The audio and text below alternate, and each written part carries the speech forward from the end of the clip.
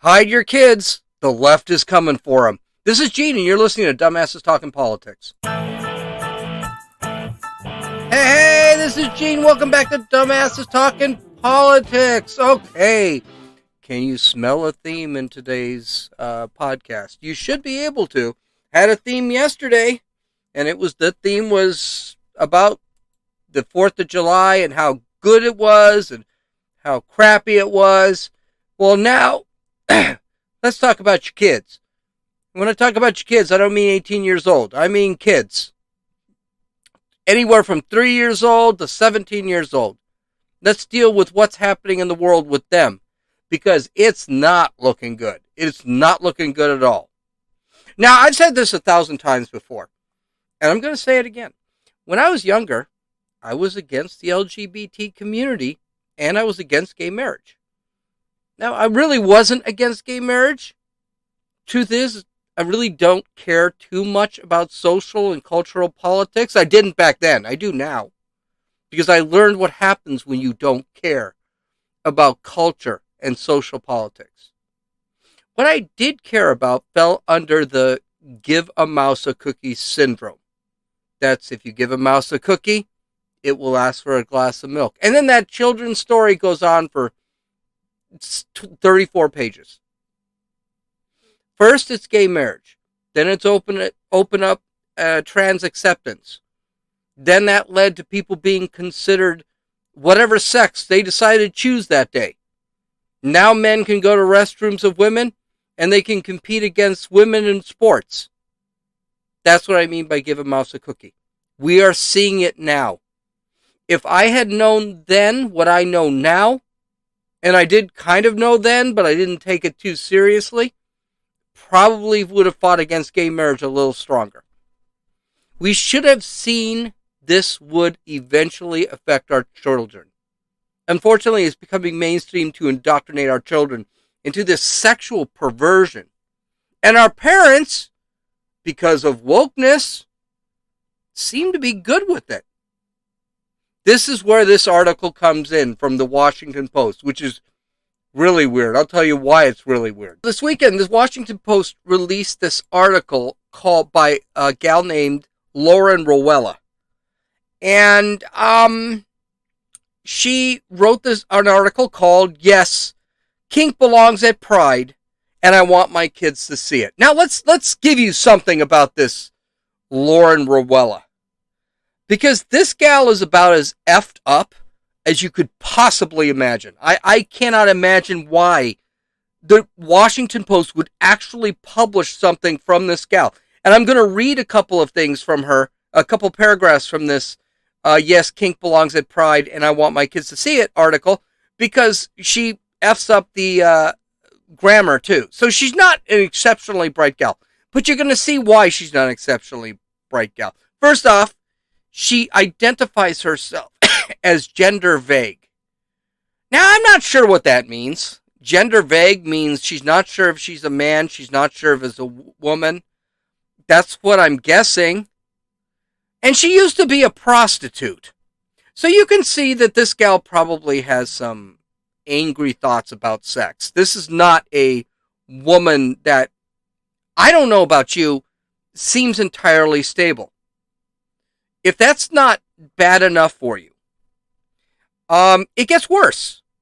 Her husband, and I'm going to call him the husband, because we need to have a point of reference here. I'm not kidding. You're going to need a program to figure this out. So she's gender vague, and she's a she. I don't know what her pronouns are, don't care. Her husband, who's a man, a biological man, is becoming a trans woman and identifies himself as a transgender, as a lesbian, because he's married to his wife. There was a South Park episode that brought this up where Mr. Garrison finally identified himself as gay.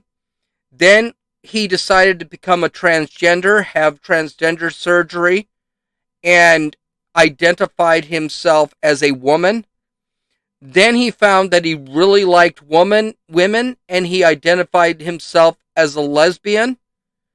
And then finally he had his junk put back on, and then he identified himself as a man, but was a gay man. I'm telling you, this is what this story's about, and this is who's writing this story. So again, the story is called, yes, Kink Belongs at Pride, and I want my kids to see it. That's the article. So let's go over a couple paragraphs. It's a rather long essay, and I'm not going to go through the entire thing like I normally do because there's so many other stories. Quote, just as we got settled, our elementary schooler pointed out in the direction of oncoming floats, raising an eyebrow at a bare-chested man in dark sunglasses whose black suspenders clipped into a leather thong. Policing how others show up doesn't protect or uplift young people. Instead, homogenizing self-expression at Pride will do more harm to our children than good. When my own children caught glimpses of kink culture, they got to see that the queer community encompasses so many more non-traditional ways of being, living, and loving. Okay. Oh, God, this is so sick. Here's a question. Why does an elementary schooler need to be open to kink? Hey, I don't mind kink. I really don't. I don't care what you do in the bedroom. I really don't. I'm sure some of the things I do are going to be kind of odd. But does your elementary schooler, your 8-year-old, really need to see that stuff? Is that something you should be exposing an elementary school person? And by the way, why is this not illegal? I don't know. If I walked out, I'm going to say this, if I ran out of my house in a thong and started walking down the street, I'm pretty sure I'd be arrested and put on some sex offender list. Do you know why? Because it's child abuse. Because it's exhibitionism. If I pee at a park, I could get stuck in and don't even mean for anyone to see me. I can get arrested as a sex crime and be put on a sex offender list. And how is this woman / whatever not actually culpable for child abuse? What would be the difference if she does it, or let's say a stranger like me does it, but the kid is okay with it? I don't know. Let's continue on. Anti-kink advocates tend to manipulate language about safety and privacy by asserting that attendees are non-consequentially exposed to overt displays of sexuality. Okay. Okay, stop. Anti-kink, she means conservatives, tend to manipulate language? Is she effing kidding me? I'm trying not to cuss. I'm probably going to lose it later. This is probably going to be a PG-13, maybe in our podcast. But is she kidding? She says that she has no gender. She doesn't know what her gender is at the moment. Her husband is calling himself a woman. And they want people thrown in jail if they don't use the right pronouns. Exactly who's manipulating language? And for that matter, manipulating science. Okay, all right. The most outrageous claim is that innocent bystanders are forced to participate in kink simply by sharing space with the kink community, as if their presence of kink at Pride is a perverse exhibition that kinksters pursue for their own gratification. Again, the stupidity in this article is incredible. If you are into kink, why are you into kink? For your own personal gratification.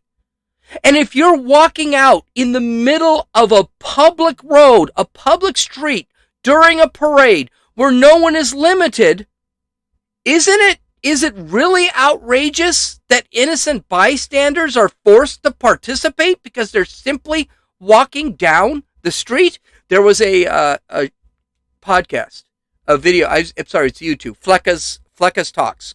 Great video cast on YouTube. And he walks down Washington Square in New York. And there are people that are walking through, seeing people in thongs and getting undressed and doing swimming in the freaking fountain. Complete inappropriate stuff, and they're saying, well, I just walked through the park and I saw this, and yes, I don't really want my kids to see that. Is that involuntary forcing of your way, your kink, onto a community that doesn't support it, or people that don't support it?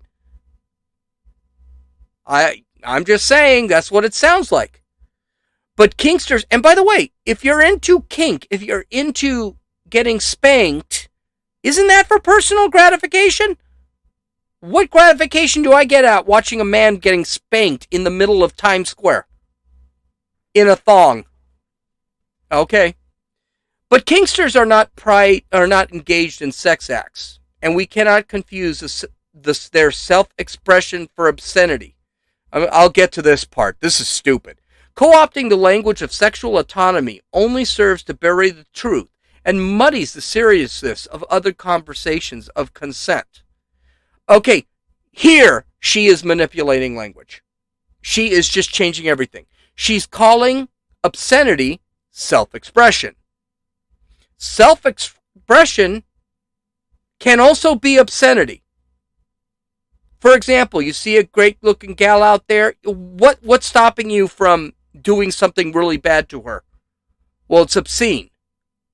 You don't do things in public because they're obscene. Is calming yourself down, or is relieving yourself of the stress of sexual thought or feelings, is that self-expression? Yes.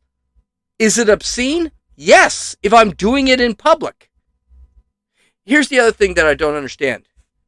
If I expose my penis to a 10-year girl, according to Rowella, I'm just being self-expressive. Why would I be arrested? Why would I be accused of being a child abuser? I'm not being obscene. Why would I be put on a sex list? Sex predator list? Why? It's just self-expression. Do you see the problem with her argument right off the bat? She is sitting back and she is making it that, no, it's just expression. Perversion is expression. You can be perverted. That's not a problem, but I don't need to see it. I don't want to see it. It should be a personal thing. Self-expression, you should be expressing that on your own. But she says that's okay.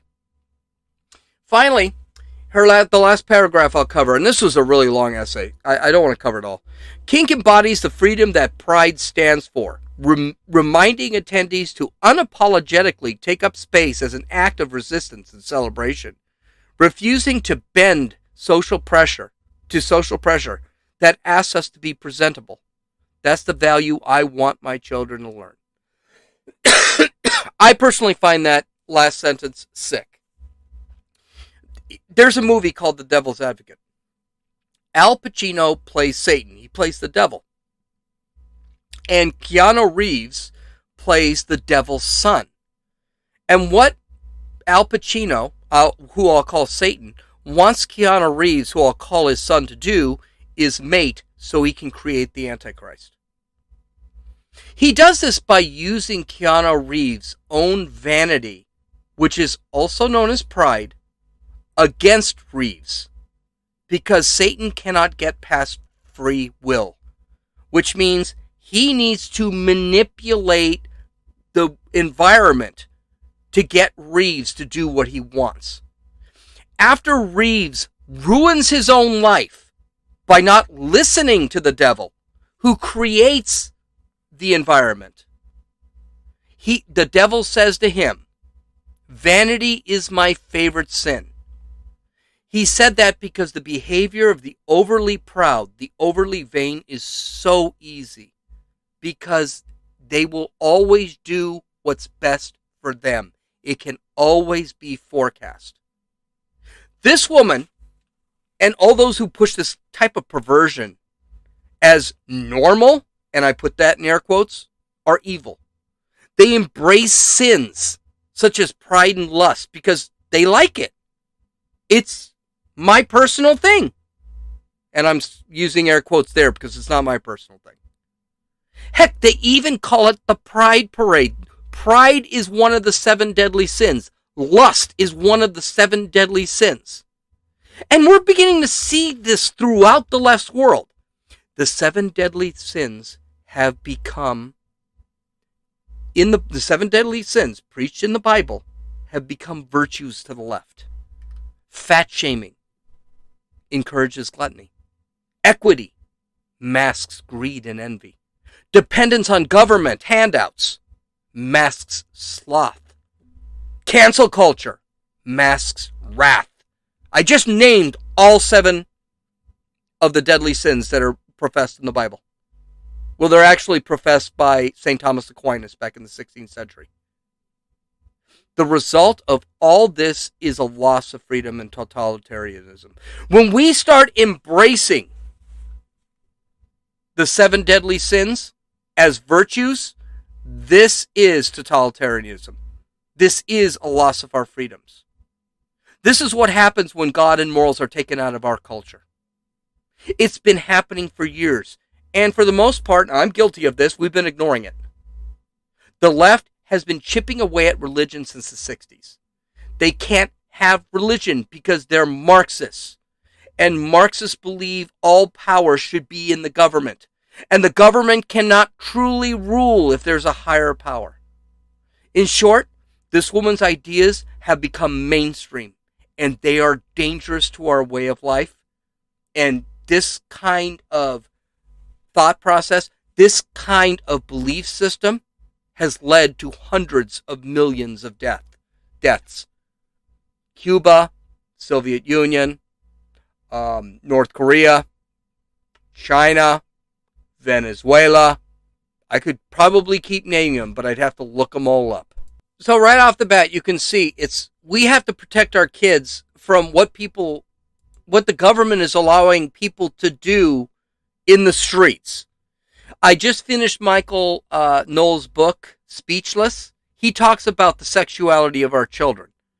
And it's actually a very strong chapter. It would be something worth listening to, only because he pretty much hits it on the head that sexualizing children is a thing, and they want to do this.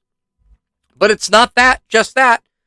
How many of you actually used to, or did, I did anyway, plop their kids in front of the television because you had things to do? Maybe you had to fold some laundry. Maybe you had to, take a rest. Could be for anything. And plopped your kids in front of the TV. And didn't bother really looking at what your kids were watching. I did it. I'm sure just about everyone else did. Well, the LGBTQ agenda is to start pushing their nonsense onto our kids. In an article from theinsider.com, entertainment companies such as Disney Plus, Nickelodeon, and Public Television are hiring writers based on their LGBTQ advocacy. Not their writing styles, not their talent, but their life experiences. Companies are also hiring people by non-traditional means, such as through Twitter and Facebook. For example, if a gay man puts things that people want to listen to, they will actually stick that on, they will hire that guy to write for these shows. The reasons are these guys are not creating new stories for children.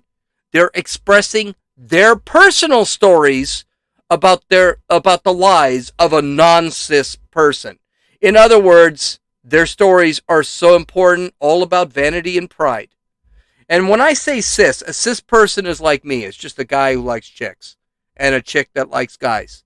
A non-cis person is someone other than that.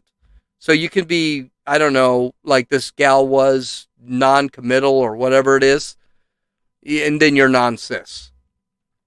The result is that there are a lot more gay, lesbian, and trans characters on children's television than ever before. Right now, non-cis characters make up 23% of the children's programming, but it could be as high as 30% because there are some characters whose gender can't be determined. I'm not kidding. People are actually analyzing this crap. The insider said that not only is the trend going up, but their goal is to get 50% of the children's shows that are made for kids that are like 3 through 12 years of age, to have some sort of non-cis education within them. So what's the moral of that story? Not a very long story. Not a very long article. Go read it on dumbassestalkingpolitics.com. I got it there. Don't plop your kids in front of the television set and go off with your day. Those shows, no matter how seemingly innocent, are trying to teach our kids something that we may not want them to know yet, or we may not believe in, and they shouldn't know. Now, you may hear there's some beats outside. Yeah, somebody's playing music really loud. I'm about to go yell at him. He's my neighbor. But just ignore it, because I'm not going to stop. Now, here's another thing our teachers are teaching our kids, and want to teach our kids, actually, and I think this is egregious. I think this is one of the most terrible things I've heard. The largest teacher union in the country, the National Education Association, wants to change change the history and geography of the Middle East. Their hate for Israel is now coming out, and they want to dump it on our kids.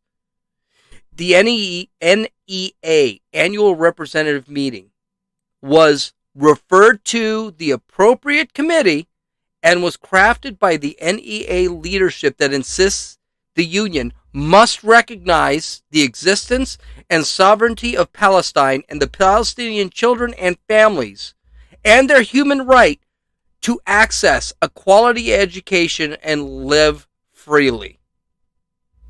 They didn't go all the way with the boycott. For example, they refused to actually boycott Israel. But the goal was to, quote, educate members and general public about the history, culture, and struggles of Palestinians, including the detention and abuse of children in the occupied Palestinian territory. All right, already this is complete crap. If you buy any of this crap, we're going to talk about this at the end. This is crap. Needless to say, not everyone agrees with this. A guy named Yuri Pilakowski, a writer for the Times of Israel, opined that the Palestinian Authority administered, quote, state would pose a danger to Israel's security. He said, quote, a government that promotes and turns a blind eye to terror cannot be entrusted to run a state. A Palestinian government would have to include Hamas, a terrorist entity that vows to destroy Israel. This would make Palestinian state a terror organization, and he's absolutely correct. Okay, here's the truth. And this is the crap that schools are teaching our kids. And they don't know what they're talking about. Or they do know what they're talking about. And they're just changing history. Israel isn't occupying anything. They were on that land that they occupy right now for thousands of years before Palestinians ever existed. This is history. In fact, there has never been a Palestinian territory or country. Ever. Ever. There has never been a sovereign Palestinian country. Period. End of story. It doesn't exist. You can't occupy something that never existed. Also, the Palestinian government is made up of, hear this, Hamas, the Islamic Jihad, and the Palestinian Authority. All three are terrorist organizations. They don't want a territory. And they have had several chances to get it from Israel. Israel has offered this several times. They want the elimination of Israel and altogether. That's what they want. They said it. It's in their charter.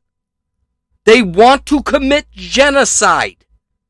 But teachers don't want to point any of this out to the students. So why? Why don't the teachers want to point this out? Because Israel, like the United States, runs a government based on Judeo-Christian philosophy of morality. They believe in a higher power. They believe that rights are given to us by that higher power. The left can't have that. And they will ignore all of history. They will recreate history. They will ignore all philosophy to be rid of something as, quote, terrible, end quote, as religious morality and the establishment of that higher power. Because that higher power is giving the teachers' unions their power and their money. And if people don't believe in what the teachers' unions are saying, that's not a good thing for the teachers' union. You see where we're going here? People are doing things for vain reasons, envious reasons, greed. They're not thinking of the kids. I will go so far to say those teachers' unions don't give an F about the kids. So, speaking of destroying American history or destroying history altogether, let's take a look at our last three stories. The National Education Association has committed to teach critical race theory in over 14,000 districts in all 50 states in the United States, no matter what the state laws pass. The union passed two items that will implement critical race theory into the classroom with the assistance of the union's Ethnic Minority Affairs Caucuses. Talk about George Orwell. Now, first off, I don't know if they can do this legally. I think that, yes, the teachers' union has made it very clear they're going to fight any court battle. But here's the deal. There's no free speech in a classroom. There is no free speech. You're there to teach what the state wants you to teach. You're hired by the state. And the union really doesn't have a say here. This is more activist BS from the teachers. They will, quote, share and publicize, end quote, information already available on critical race theory, what it is and what it is not. That is crap. They're going to teach critical race theory.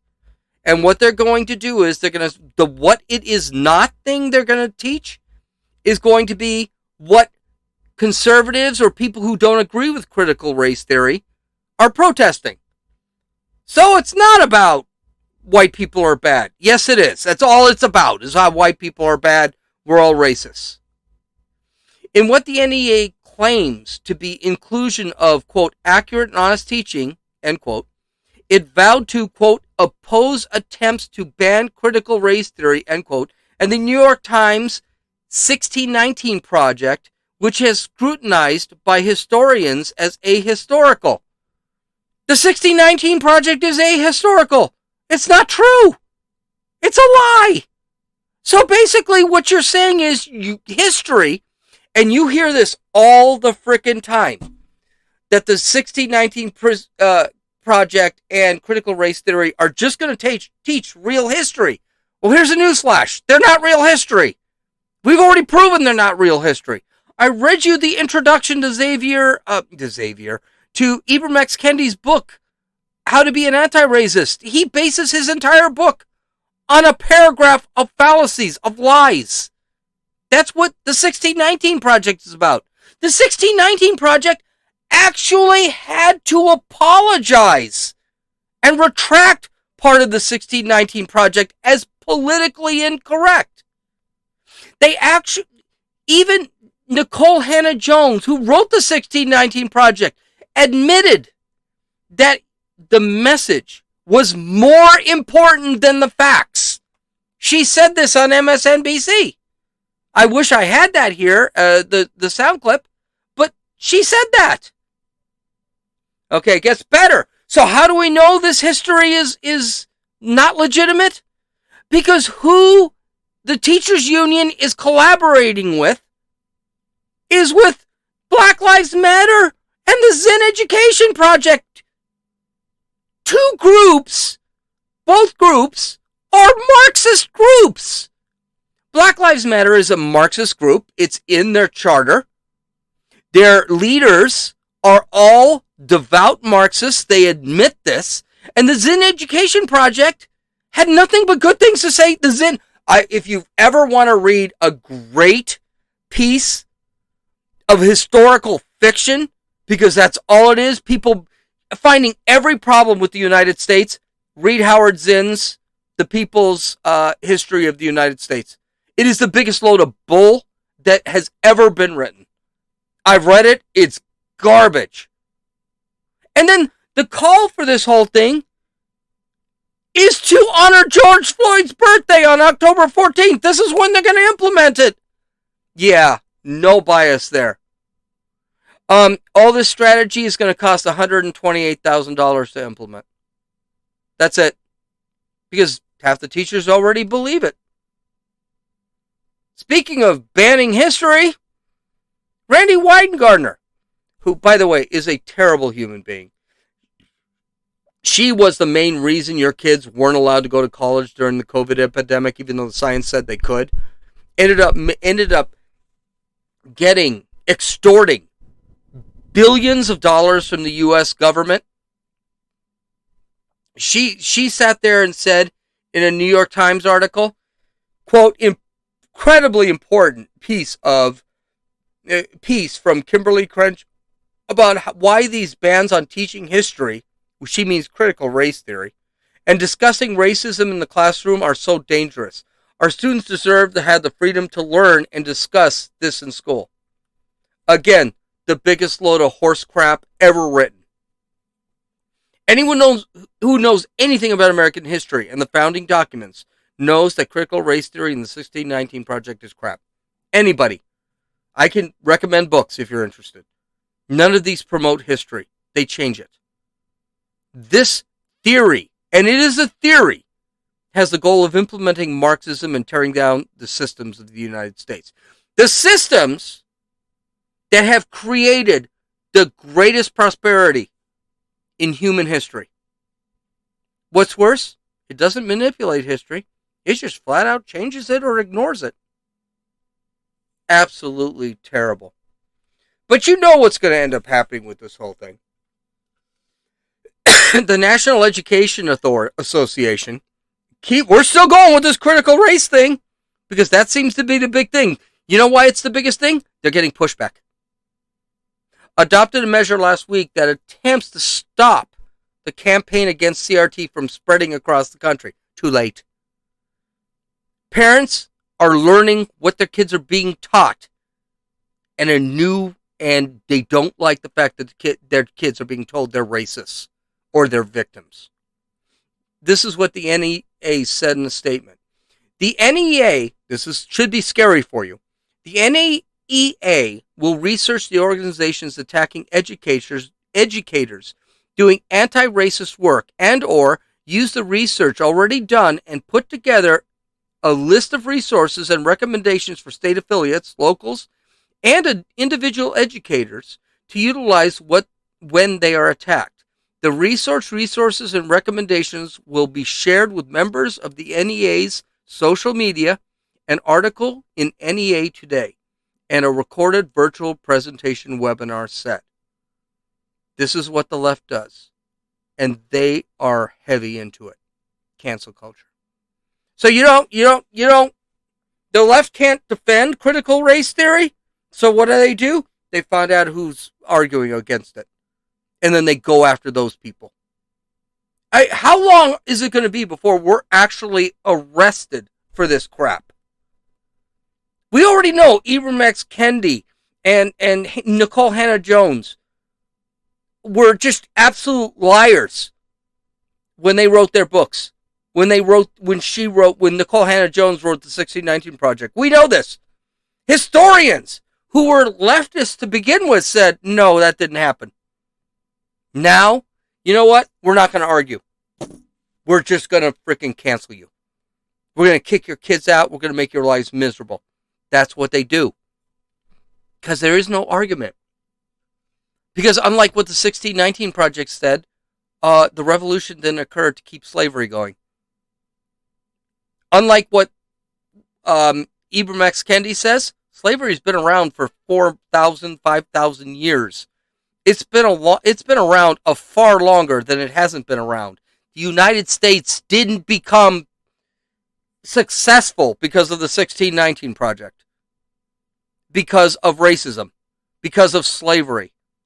It corrected that, but they don't want that in history.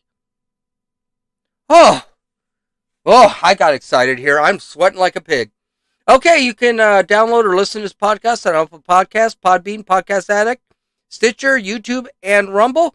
You can visit my website at dumbassestalkingpolitics.com and take a look at all of the links that I have. Hope you have a great day. Take care of yourself. This is Gene, and you've listened to Dumbasses Talking Politics.